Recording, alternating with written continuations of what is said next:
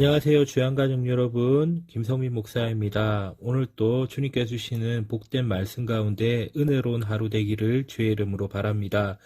오늘은 드릴 재물이 준비되었는가 라는 제목으로 히브리서 13장 13절에서 25절 말씀을 묵상하고자 합니다. 어떻게 하면 고난으로 인해 흩어진 나그네 성도들이 영구한 도성을 향해 힘차게 나아갈 수 있을까요? 이 극한의 상황 속에서 신앙으로 승리할 수 있을까요? 히브리서 말씀을 마무리하면서 흩어진 성도들에게 오늘 주님께서는 중요한 교훈을 말씀하고 계십니다. 첫째로 하나님과 좋은 관계를 가져야 합니다. 사람에게 가장 중요한 건 호흡이고 성도에게 가장 중요한 건 하나님과의 관계입니다. 하나님과의 관계는 성도인 우리에게 호흡과 같습니다. 또한 하나님과의 관계는 예배를 통해서 입증이 되어집니다. 첫째로 몸의 제사로 하나님과 좋은 관계를 가질 수 있습니다. 예수님께서는 영문 밖으로 고난을 받으심으로 우리로 예배의 길을 열어주셨습니다. 하나님과 우리 사이를 막고 있는 죄의 벽이 허물어졌습니다. 주님께서 몸을 십자가에 드림으로 하나님께서 기뻐하시는 거룩한 산제물이 되심으로 우리는 예배는 온전히 연락되게 되었습니다. 이제 성도는 예수님께서 열어주신 길로 주님을 따라 영문 밖으로 나아가면 됩니다. 영문 밖, 주님의 십자가 아래에서 하나님과의 관계는 회복되어집니다. 로마서에서는 너희의 몸을 거룩한 산 제사로 드리라고 하십니다. 자기 십자가를 몸에 지고 주님 가신 좁은 길, 고난의 길, 희생의 길을 따름으로 영적 예배자가 되는 것입니다.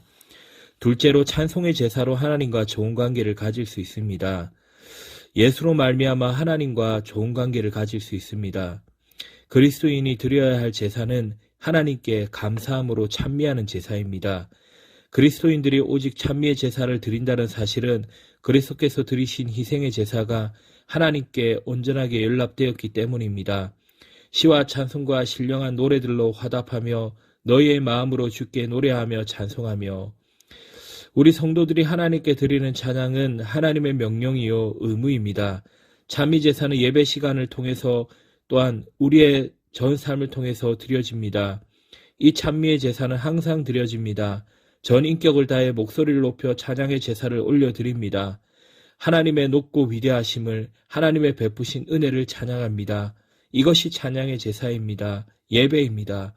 이를 위해 우리를 부르셨습니다. 세 번째, 선행의 제사로 하나님과 좋은 관계를 가질 수 있습니다.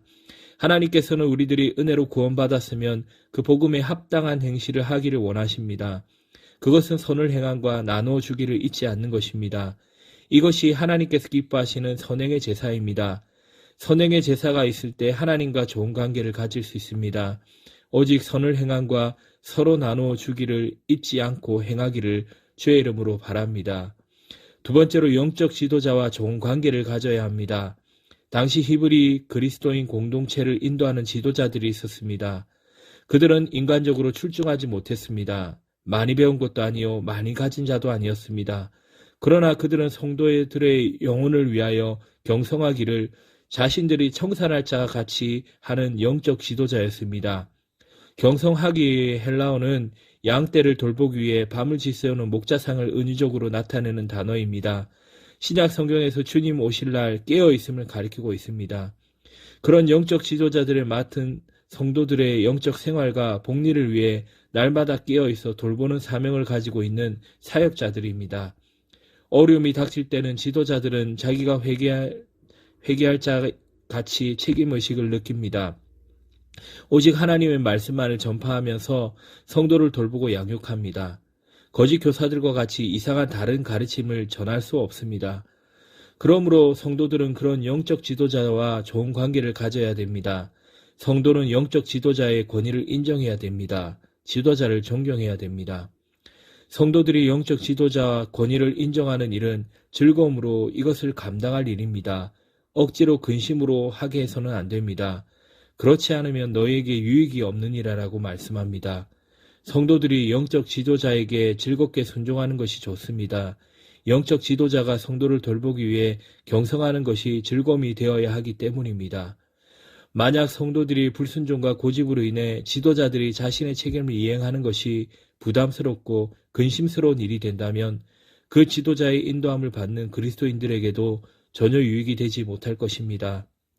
또한 목회자와 좋은 관계를 가지기 위해서는 목회자를 위해 기도해야 됩니다.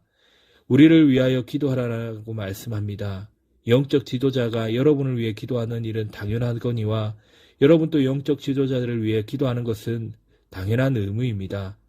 엄마가 건강해야 아이는 좋은 양식을 먹을 수 있습니다. 영적 지도자가 건강해야만 더 좋은 영적 양식을 얻을 수 있습니다. 이를 위해 기도하시기 바랍니다. 세 번째로 하나님의 뜻을 이루는 선한 도구가 되어야 합니다. 더럽혀진 양심은 하나님의 뜻을 행하는 것을 방해하는 장애물이 됩니다. 옛 언약의 중재자인 모세보다 새 언약의 중재자인 예수께서 더 위대하십니다. 예수의 사역과 희생은 영원한 언약을 이루는 근거가 되었으며 이러한 영원한 새 언약은 옛 언약을 대신하였습니다. 예수님께서 자신의 희생으로 이루어진 영원한 언약을 하나님께 받아들이셨으며 또한 그리스도께서 부활을 통해 영원히 살아계십니다. 목자장 대신 예수께서 새 언약을 통해 우리를 깨끗게 하신 까닭은 우리를 온전하게 하사 자기의 뜻을 행하게 하시고 그 앞에 즐거운 것을 예수 그리스도로 말미암아 우리 가운데 이루시기를 원하시기 때문입니다. 주님의 권유한 대로 이 환난 가운데 어려운 때를 당당하게 주의 은혜로 이겨나갈 수 있는 우리 모두가 되기를 주의 이름으로 바랍니다.